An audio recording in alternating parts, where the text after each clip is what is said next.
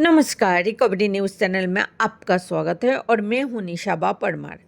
मोहीसागर से इस वक्त की सबसे बड़ी खबर।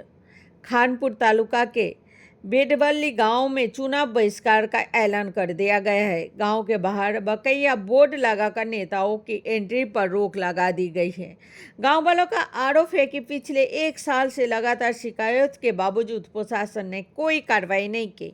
रोड निर्माण से भारी भ्रष्टाचार, पानी की समस्याएं और नल से जल का योजना का लाभ नहीं मिलने से ग्रामीणों ने भारी आक्रोश है। गांव के लोगों का साफ चेतावनी दी गई है कि जब तक उसकी मांगें पूरी नहीं होती तब तक कोई भी नेता गांव में प्रचार करने के लिए नहीं आ सकता।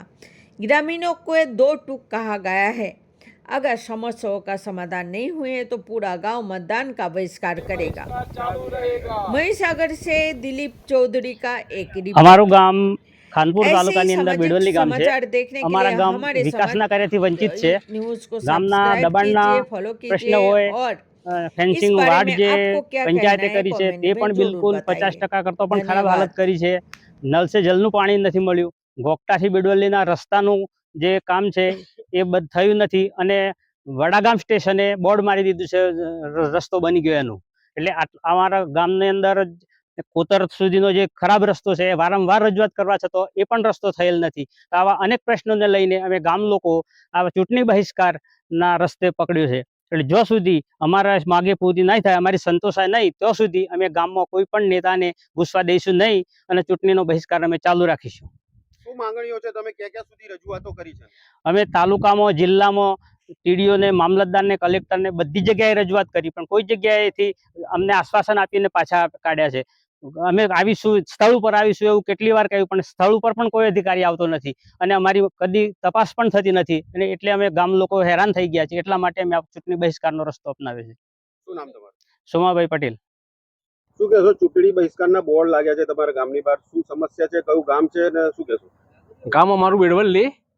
અમે લગભગ 6, 10, 25 થી ગામની અંદર ગામના રસ્તાઓનું દબાણ વધી જવાથી ગામના યુવાનોએ નક્કી કરીને રસ્તા પહોળા કરવા માટે પંચાયતની અંદર અમે લિખિતમાં અરજી આપી, સ્વાગત કાર્યક્રમો પણ આપી, તાલુકા વિકાસ અધિકારીને આપી, મામલતદાર સાહેબને આપી, ડીડીઓ સાહેબને પણ આપી, પણ આજ દિન સુધી અમે જેટલી વાર ઓફિસે ગયા તો અમને આશ્વાસન આપી અને ઘરે પરત પાછા કાઢ્યા અને તમારું કામ થઈ જશે, આવા અમે 3 વાર ધક્કા કર્યા, પણ આજ દિન સુધી અમારું કોઈ પણ કામ થયું નથી। આની અંદર મને એવું લાગે કે કોઈ રાજકારણી નેતાનો કોઈ મોટો આડો હાથ હોય એવું લાગે છે, તો પછી અમે આ ચૂંટણી બહિષ્કાર પડ્યા છીએ કે ભાઈ આ ચૂંટણી હવે આપણે અટકાવો તો આપણું કામ થાય।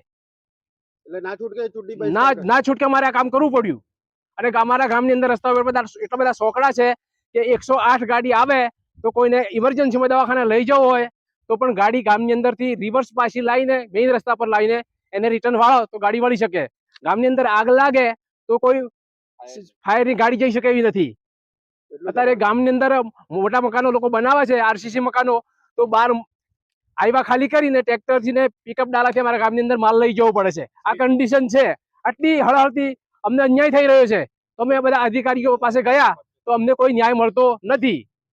તો અમે જો સુધી તમને ન્યાય નહીં મળે ત્યાં સુધી અમે આ ચૂંટણી બહિષ્કાર ચાલુ રાખીશું।